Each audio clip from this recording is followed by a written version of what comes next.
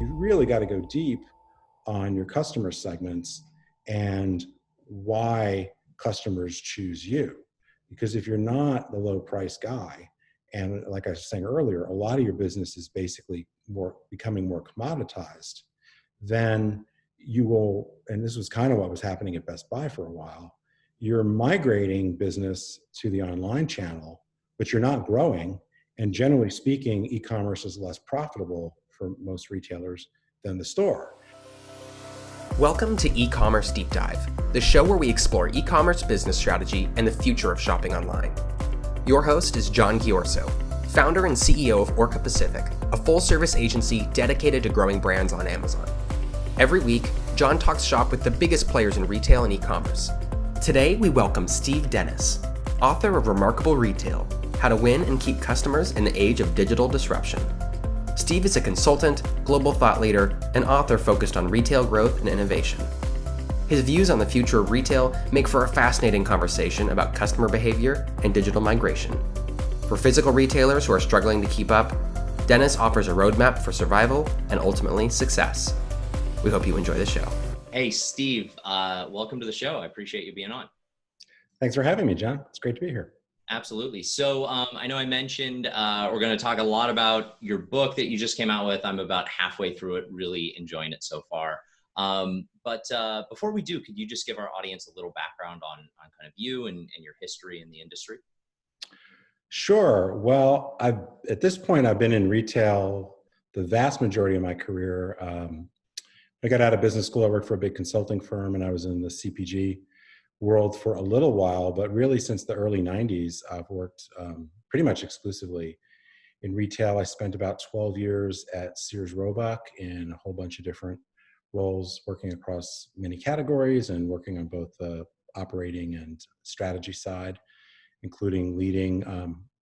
You may have come across this in the book, but one of the stories I tell is how Sears was actually pretty forward thinking in understanding what we now call omni-channel, because I was put in charge of multi-channel integration at I guess it was the winter of 1999, so quite a while ago.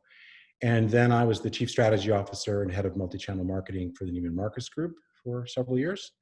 And the last 10 or 11, I guess now, I've been doing strategy and innovation consulting, and particularly doing a lot more writing and speaking over the last 3 or 4 years. Awesome. That's great. So the book Remarkable Retail, there we go, is really kind of it's a view on kind of the history, the present state, and then the future of retail. But maybe just to start off kind of at the macro level, what's the overall thesis? What's your view on kind of our industry right now? I know that COVID has rocked a lot of things in the short term. I'm less convinced that it has fundamentally changed the landscape as much as maybe just sped up a lot of trends that were already in play. So and feel free to reference COVID if we need to, but bigger picture, kind of what's the thesis behind the book? Well, the fundamental thesis is largely by virtue of digital technology and shifting consumer preferences. A lot of the fundamental things that allowed retailers to be successful going back decades, really, but particularly referencing 15 or 20 years ago, have fundamentally changed, because the world of retail, certainly when I first entered and really until the last decade or so, was based on certain sorts of scarcity. The information you got about products was very constrained. The places you could go to shop were just the physical stores you happen to have in your town. And so on and so on. But obviously the internet in particular has really made so many aspects of shopping really abundant. It's not hard to get information. You can shop 24/7 from any place in the world. You can get products from pretty much any place in the world. Prices have been pushed down. So it's been harder and harder for retailers that aren't particularly distinctive, or as I say, remarkable, to really thrive. And basically those retailers that were kind of stuck in the middle between the strong value players and somebody offering something really differentiated on the more experiential side have been continuing to be put out of business or put into dire straits. And to your point, COVID-19 has just accelerated what I call the collapse of the middle. So the first part of the book, I really just kind of lay out that and some other factors that I think are important. And then the second part is really a prescription for how to go from being mediocre to more remarkable. Hey everyone, John here. I hope you're enjoying the episode so far. I wanted to give you a quick message and let you know that this episode is sponsored by Orca Pacific. Orca Pacific is a full-service agency with an exclusive focus on Amazon. We have capabilities in really everything a brand would need to succeed on the platform. Everything from advertising to content development and SEO, merchandising, marketing, you name it as it relates to driving and converting demand on the platform. We have a robust suite of services on the back end related to operations, forecasting, FBA, demand planning, etc. And we do a lot on the higher level strategic elements of the platform. So think long-term planning, key negotiations, access to new and beta programs, anything and everything that has to do with accelerating a brand on the Amazon platform. If you want to hear more about what we do, please visit our website at www.orcapac.com.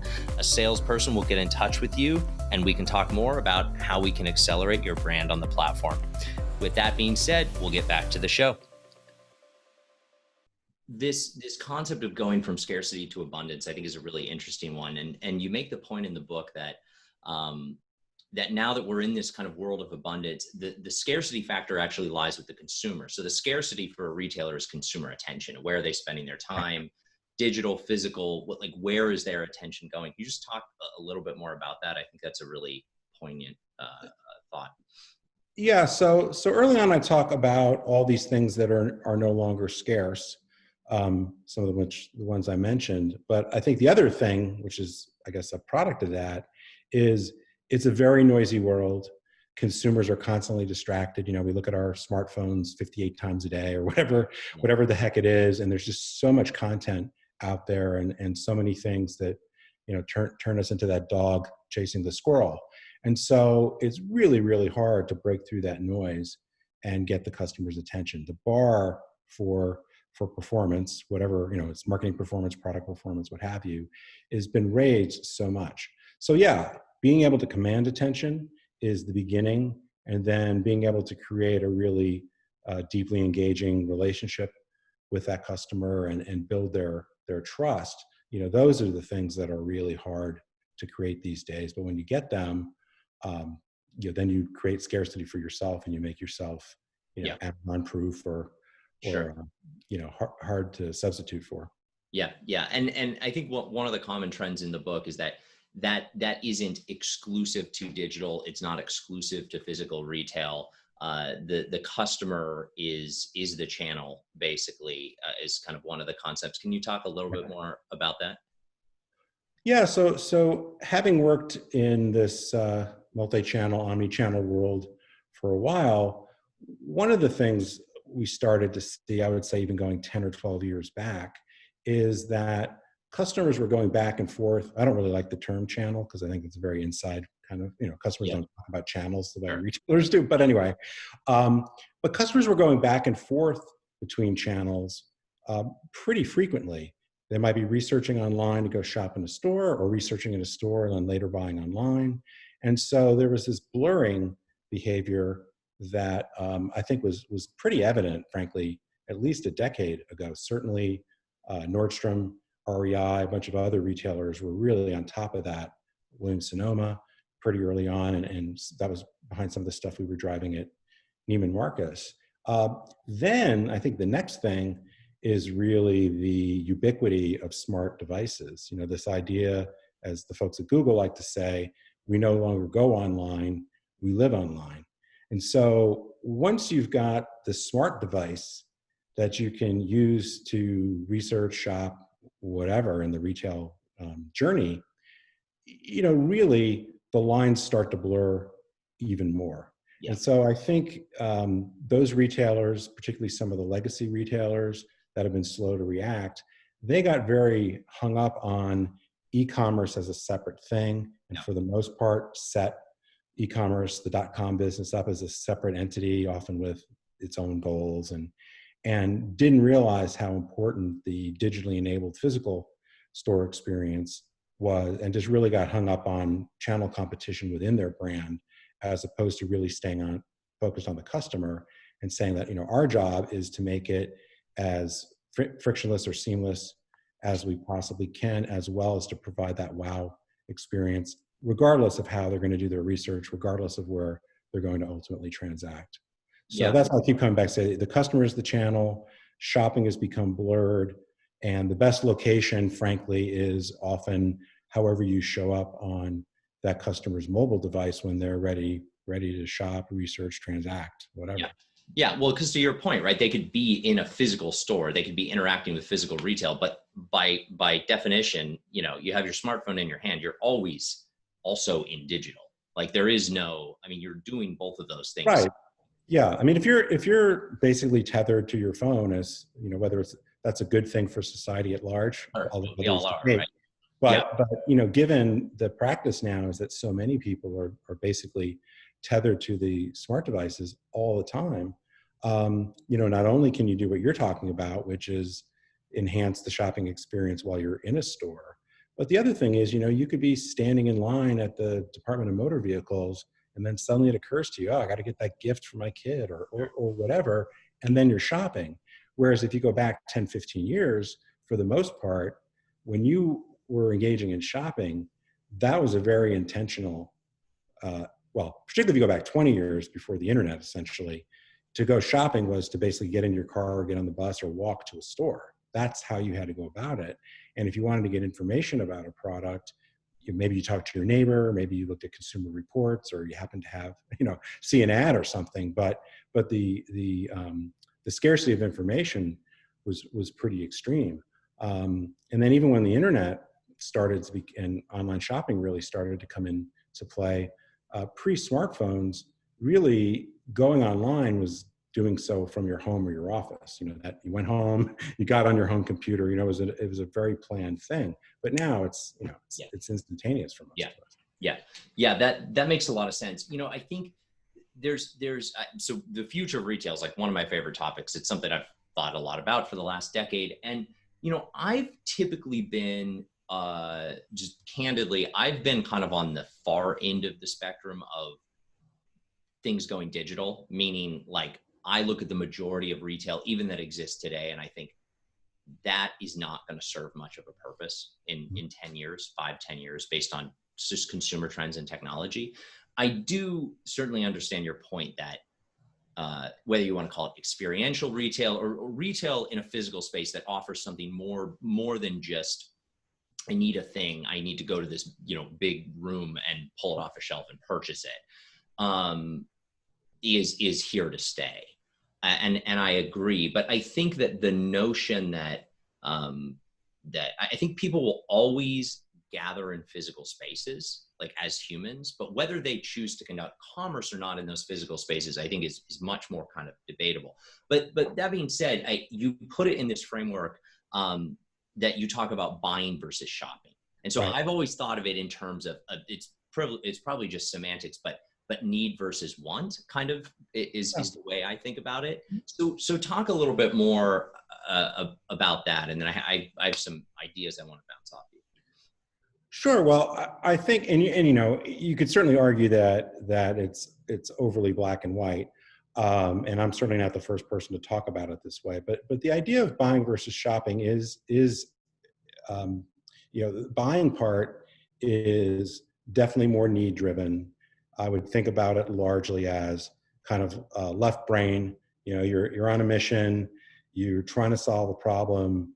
You may be price sensitive, but it's really about getting an acceptable solution fairly quickly at an acceptable price. Yep. Shopping, and the way I'm using it, is much more right brain, want, desire, Yep. and it's much more of a discovery process, whereas buying is much more search driven. So, there's a bunch of ways you can kind of put under it, but I think what you see, if you look at products that are actually transacted online, not necessarily influenced by online, is that they're overwhelmingly in the buying category. Because that's what e-commerce is really, really good at. You're search driven, or you got you're set up on Amazon and you're just like, I got to get that item. I want to get it in a couple of days at an acceptable price. So it's very efficiency driven.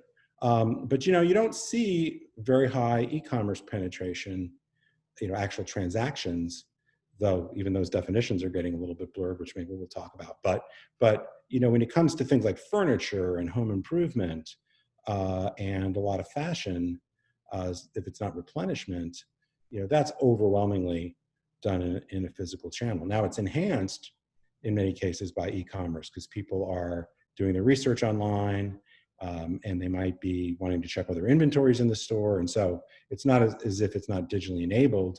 And it's not as if sometimes when customers get acquired in the store channel, they don't then repeat in e-commerce because they know their size, or they trust the return policy or what have you. So I think it's one of the reasons why some of these, even in COVID-19, I think some of these predictions about e-commerce penetration getting to 50% or something in the next 5 or 10 years, it's just not going to happen. Yeah. Okay. So that's super interesting. So I've always kind of thought about it in a similar framework. I think the problem for most of existing brick and mortar is if you kind of bifurcate it between, buying versus shopping. Take REI, for example. I am, if I go and buy a new pair of skis, I'm shopping. Like that's a fun thing for me. I'm a skier. I want to look at them and I want to talk to the guy, and I'm going to hang out there for like 2 hours and, bend them. And that's like actually an enjoyable experience for me. Maybe I'll take a buddy of mine who's a skier. But REI still probably has, let's say generously, 50% of their commerce is people that are just buying. They need a sleeping bag for $49.99. They don't really care that much about it. They go camping, once every 3 years, and they just kind of need the thing, and it doesn't matter. That is where Amazon, and I think you would agree, just dominates in those types of transactions. Price, convenience, selection, they crush it. The problem is, even a retailer that I would say is pretty well set up to cater to that more experiential kind of shopping behavior. Best Buy, probably another good example. A lot of different service and try out and talk to the guys and elements that go beyond what you can just transact in a digital only kind of environment. If even, let's say, 30% of that volume shifts, that sort of buying goes away, the whole business model essentially collapses at that point, right? I mean, talk to me about. So that's why when I look at the future of retail, I go, there's a lot of these retailers have some of their customers are going there and they love the store and they love the experience, but a lot of them are still going there because they just need a thing, and that will evaporate quite quickly, in my opinion. I think for sure we have seen, if you look at the majority of retailers that have gotten into trouble over the last 5 years, part of their issue has been they didn't really pick a lane. They were straddling, and so they were very vulnerable to lose out to Amazon and others on price and convenience, and they really didn't have a remarkable enough offering to really be successful for the customers that weren't in pure buying mode. But certainly there is this long-term migration towards e-commerce for many of the reasons you mentioned. The other issue in terms of thinking about picking your customers and those purchase occasions you really want to focus on, and I think it's absolutely one of the reasons why store footprints in general need to be smaller, is if the customer doesn't need to see it and try it on and be able to walk out the door with whatever size, you don't need as much physical space. Distribution centers are really good for efficiently taking care of that stuff. So there's a lot of, notwithstanding plenty of physically dominant retailers growing their store footprints, but still the overall trend for sure has been this migration. And one of the problems is, and I think a retailer like Macy's, JCPenney is a great example, is is those promotional retailers that didn't really create a remarkable position and didn't really pick a clear lane. Yeah. They have a substantial percentage of their customer base that is not loyal and buys when they get the best price. So when you have a big percentage of your customers that you only get to buy from you when you offer a ridiculously low price, you fundamentally have no ability to drive value over the long term. And then when you raise your prices, then they just go to wherever the cheapest, most convenient place is, which is probably Amazon or Kohl's. You've commoditized yourself, essentially. Right. So, I mean, the retailers that have really struggled, I don't think they really thought carefully enough about customer selection and how to build loyalty. And so in most cases, and I'm not, put Dollar General and TJX and a few others in a little bit separate category, but a lot of the retailers, frankly, that are filing bankruptcy, they just kind of straddle the line, and they were more focused on driving revenue, whether it was profitable or not. And then it created this situation where they have just way too much physical space deployed relative to a business they can make money on. And in some cases, they were too slow to invest in digital and to put together what I call a harmonized retail strategy, which is, if you're good at both or two or more channels, if you want to look at it that way, you don't necessarily have to lose the business to Amazon. You just can't have so much of your business be super low margin if you aren't the low cost provider. I mean, that's the proverbial race to the bottom. Got it. So basically you think, so let's take a maybe kind of an edge case, like a Best Buy or REI, probably both, they're doing okay. They're arguably doing well in the current environment, considering the competition, but I think still vulnerable to kind of longer term shift to online trends. Like, what would your advice be for one of those guys over the next 5 years? Is it can continue to swim with the tide, try to push more volume to their own e-commerce site? Is it omni-channel? Is it the interconnectivity? What is your advice?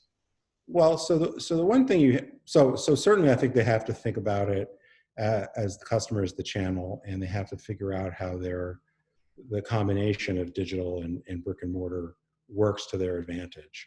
A lot of times I find myself really recommending to people that you really got to go deep on your customer segments and why customers choose you. Because if you're not the low price guy, and like I was saying earlier, a lot of your business is basically becoming more commoditized, then you will, and this was kind of what was happening at Best Buy for a while, you're migrating business to the online channel, but you're not growing. And generally speaking, e-commerce is less profitable for most retailers than the store. Sure. So it's what I call the omni-channel migration dilemma, is that you've got to be responsive to the customer. You have to play there. But if you don't do anything else, all you've done is invested a lot of money in technology and just moved customers between channels, and your profits have gone down. So the key, I think, whether you're REI, Best Buy, whomever, is to really get focused on those customers and become more important, perhaps for fewer of them, which is why you may need fewer stores, and why the stores you have perhaps can be smaller, or maybe you get into other product lines and services that are not easy for folks like Amazon or Walmart or some other more price-driven retailers to duplicate. Yeah, that's super interesting. Actually, just one other thing I would add. I think the other thing I think you're seeing is that a lot of these brands are really developing their own lines pretty extensively. So own product, private label. Yeah, because they can't be. I mean, it's not easy to do private branding successfully. So, but the advantage it has is, you can't readily price shop through search engines and so forth, and you can create some differentiation if you can really get your customers to like your brands.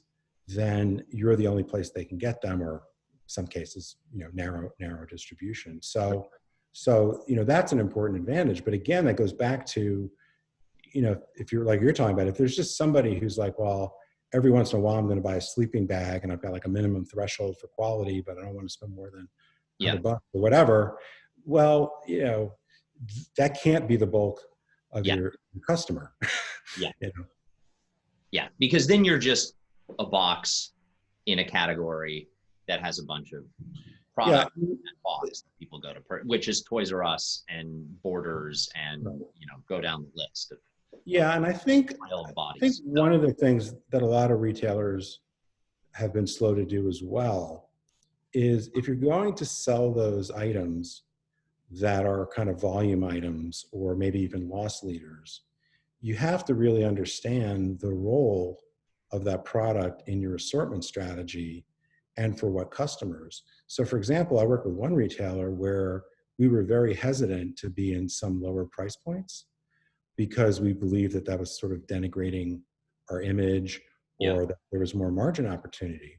But what we didn't understand as well as we should have was those sort of products were actually traffic drivers to our store. And that's what allowed us to sell the higher margin stuff.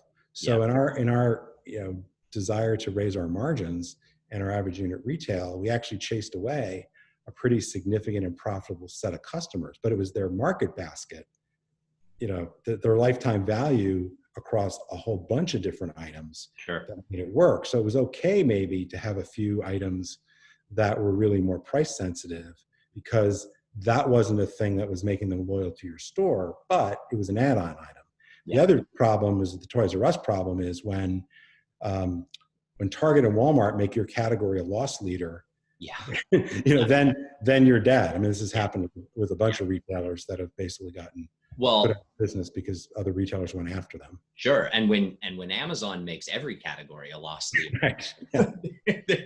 then everyone has issues. If it's good, right? It's good to be king. In a room that you have to go buy. Like that model to me is it's only just a matter of time before every consumer. I mean, even the holdouts, and I think COVID has pushed a lot of the holdouts now kind of into the future. That why would anyone drive across town to walk into a place, pick up a thing, and purchase it if that's all they're there to do? Yeah, I mean, I don't know if you've gotten to this part, but one of the things that I mentioned in the book is this quote by Mickey Drexler, who ran Gap, and J. Crew about what he called the de-schlepping of retail. Yeah. Why, if you're buying pet food or big bulky items, why would you choose to go to a physical store? Like if you know the brand and it's just a hassle. Sure. To get it to your place. Yeah. And particularly since some of the retailers that sell that stuff don't seem to care very much about making any money on it. So if you've got venture capitalists or Amazon shareholders willing to foot the bill. Yeah. Yeah. Willing to subsidize these heavy bottled water purchases, have at it, right? So, but that just builds the habit for other things. Sure, absolutely. So, we have to ask the obligatory kind of COVID question here. We've had this conversation that I think, frankly, is applicable pre and post and in the middle of COVID, which is nice, actually. But I'm curious, with everything we've talked about, what is the influence, in your opinion, of COVID on this whole dynamic? Has it fundamentally changed any of your opinions, or has it just kind of accelerated things, or you think is going to be a blip on the radar? Well, I hope it's a blip on the radar. Sure. I mean, in terms of like consumer behavior, in terms of our industry, do you believe this sticks? A lot of these trends that we've seen kind of accelerate or change? I think it'll be a mixed bag, and people talk about acceleration of e-commerce. We had 10 years of acceleration in 10 weeks or something like that. And first of all, that ignores that the denominator has gone down a lot. But I think for sure, out of necessity or desperation, many customers have basically discovered certain sort of products and certain brands have a pretty good value proposition. Yeah. And I think where there's real value, a lot of that behavior will stick. And, and it's certainly anybody's guess as to when we will be comparatively COVID free. So Sure. certainly if we find ourselves essentially where we are for a very extended period of time, that'll just be more trial and more behavior that will become habitual. But I think the two things that make me a little less of the massive acceleration, being a massive acceleration fan is, first of all, lots of consumers have tried e-commerce, right? When you have 150 million people or whatever that are Prime members, they're not just discovering the convenience of e-commerce. Yeah. So I would suspect that the reason why they allocate their spending the way they have in, let's say, the past year, pre-COVID, is there are very good reasons why they chose to shop in a physical store or not. And if that becomes available to them and they're not fundamentally fearful, or, some of this behavior will stick because of work from home, right? Sure. Some people shop at stores that are closer to their office or on the way back or what have you. Yeah. So, but I think in terms of this idea that, all these people suddenly discovered e-commerce, I just think that can't be true. The other thing, which may be the biggest factor, is some of the things that consumers really like are very unprofitable for the retailers. Yeah. And in many cases, like with grocery delivery in particular, a lot of retailers just did it without charging for it. Yeah. And I think it was McKinsey or Bain study that came out this week that just showed how bad the economics of home delivery are. So those underlying economics are not going to change fundamentally without a lot more infrastructure being put in place. Will take several years. And grocery is one of those categories which is huge and very underpenetrated in e-commerce. Do you think that number would have to go up a lot? Sure. Do you think that the sort of the dirty little secret of e-commerce, which is that it's incredibly unprofitable for most categories, for most retailers, do you think that gets solved at scale? Like, is that solvable at scale, or is it just in this perpetual sort of place where all of retail just decides at some point we're not going to make money as an industry? I think it's the airline industry has never been profitable in aggregate, right? Like some airlines obviously have, but in aggregate, it's been unprofitable every year since I think deregulation or whatever in the 70s. So, I mean, does retail enter that point is that just the future, or do you think it can be solved with massive, massive scale? Well, I think that, it certainly depends a lot on the category. I mean, the issue with, for example, I'll just pick one category, lower priced apparel is, it costs you the same to pick, pack, and ship a $15 sweater as it does a $1,000 handbag for the most part. Packaging might be a little bit nicer, but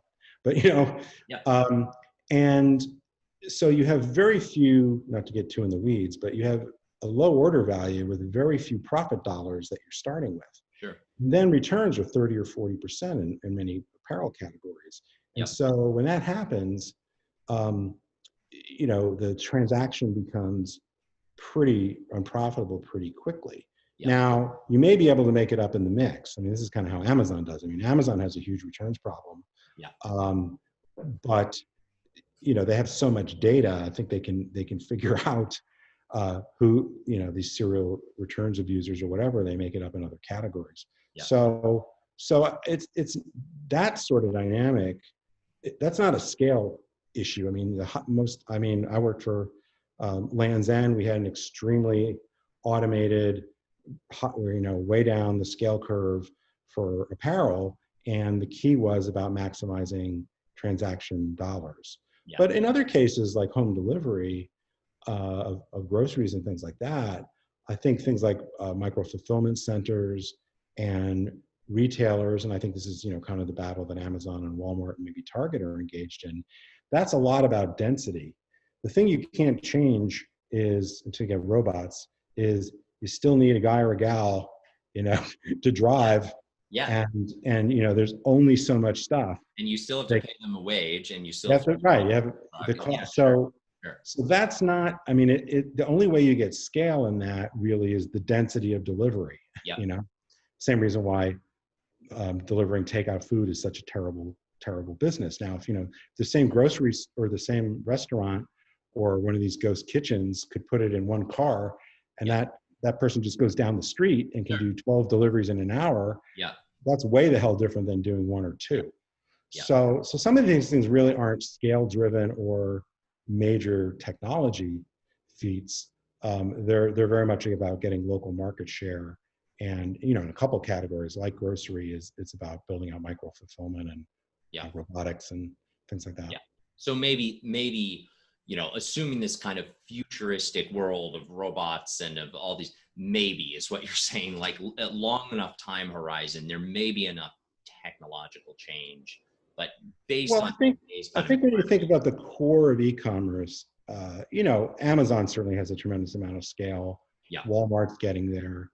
So you have a few retailers that are doing it, but you need to have the volume and the density and to be able to afford that infrastructure. I think in some of the smaller categories, like with some of the digitally native vertical brands, in some cases there are scale issues because some of these brands just aren't that big. A few exceptions. Certainly Wayfair is big.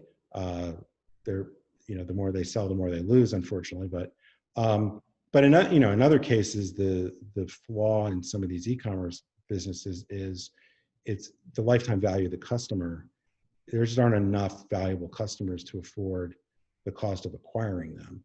So it's a little bit different, I think, in some of these more niche category brands, the DNVBs in particular, compared to more the volume plays like Walmart and Macy's and Target, et cetera. Yeah. That's super interesting. Steve, I could continue this for another hour, but I want to be respectful of time. Before we go, how do people find out more about you? How do they get in touch with you if they want to learn about what you do, and how do they find out about the book and buy it?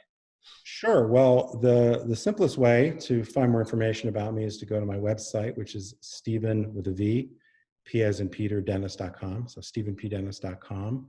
And there's nice little tabs you can see about the book. But the book is really available pretty much anywhere books are sold: Amazon, Target, Barnes & Noble, bookshop.org, etc. Audible.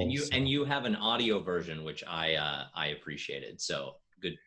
Yes, yeah. Doing that, it makes it so much easier to read, at least for me. So yeah, I think that's actually been the most popular version so far. And I'm kind of flashing back to the day, because I narrated it, the day I recorded it, which my allergies were bad like they are today. So there's parts of it where my voice quality. No. I thought it was very well done. I have been listening to it on 1.5 times speed. So you're speed reading the book, but I can still. I do the same thing a lot of times on audiobooks and podcasts. Yeah, exactly. Well, hey, Steve, thanks again. I appreciate it. And I'm sure we'll talk soon. Sure. Thanks, John. Thanks again for listening to another episode of e-commerce deep dive. Be sure to subscribe to your favorite podcast platform or on YouTube. And if you get a chance, go in and leave us a rating. It would help a lot. Thanks again, and talk to you soon.